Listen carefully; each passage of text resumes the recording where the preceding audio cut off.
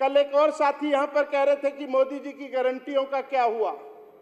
साथियों, वैसे तो आपको हक नहीं है कि मोदी जी की गारंटियों पर आप कोई प्रश्न चिन्ह उठाएं, क्योंकि आप ही की सरकार ने 2015 में वेबसाइट से अपना घोषणा पत्र अपने आप हटा दिया था, ये आपको अच्छी तरह याद होगा। लेकिन फिर भी आप किस हैसियत से, किस ताकत से, किस बात के मुद्दे पर आप मोदी जी की गारंटी पर बात कर रहे हैं?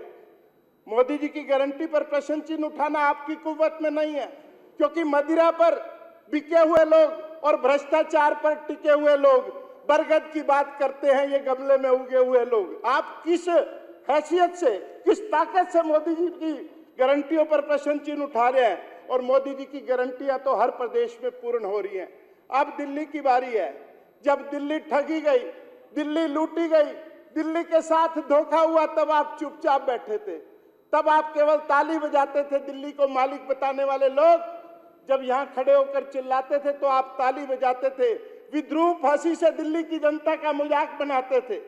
और फिर आपके बारे में तो स्पष्ट है, 10 साल के 11 साल के कुशासन में आपने जो जो करतूतें की है, मैंने अभी किसी का नाम नहीं लिया है, लेकिन आपने जो जो करतूतें की हैं वो जग जाहिर है।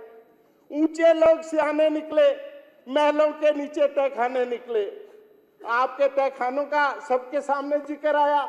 ऊंचे लोग सियाने निकले, महलों के नीचे तहखाने निकले। निशाना था सबकी जद में, किसके ठीक निशाने निकले। आपके पास तो मौका था, आपके पास सारे अवसर थे कि आप दिल्ली की सेवा करते, लेकिन आपने दिल्ली को शराब नगरी बनाने में कोई कसर नहीं छोड़ी। निशाना था सबकी जद में, किसके ठीक निशाने निकले। जख्मों का अंदाज नया था, दर्द वही पुराने निकले।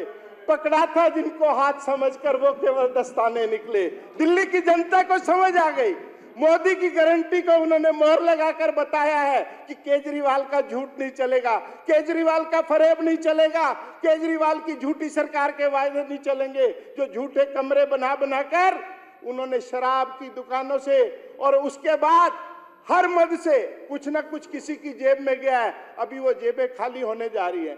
आप कुछ दिन पहले कह रहे थे कि कैग की रिपोर्ट एक साथ पेश कर दो। कैग की 14 रिपोर्ट अगर एक साथ पेश हो गई तो आधों को हार्ट अटैक आ जाएगा। ये धीरे धीरे इंजेक्शन लग रहा है और फिर आगे भी जगह बन रही है, क्योंकि दीदी ने इस बार जेलों की और न्यायालयों के सुधार के लिए भी ढेर सारा बजट छोड़ दिया है। दीदी, मैं आपका धन्यवाद करता हूं। आपने अनेक ऐसे मदों पर रुपयों का प्रावधान किया है, फंड्स का प्रावधान किया है, जो लगभग कई वर्षों से अछूते थे।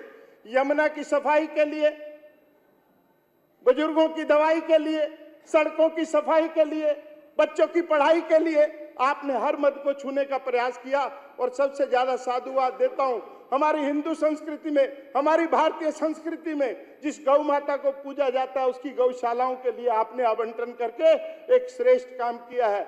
और मैं इस अवसर के माध्यम से अध्यक्ष जी, आपको, पूरी कैबिनेट को और पूरे सदन को बताता हूं कि 5 वर्षों में इस बजट के माध्यम में पहले वर्ष में ही जो बदलाव दिल्ली में देखने को मिलेगा, निश्चित रूप से हमारे बच्चों के लिए, हमारी आने वाली पीढ़ियों के लिए एक सुगम रास्ता प्रशस्त होगा।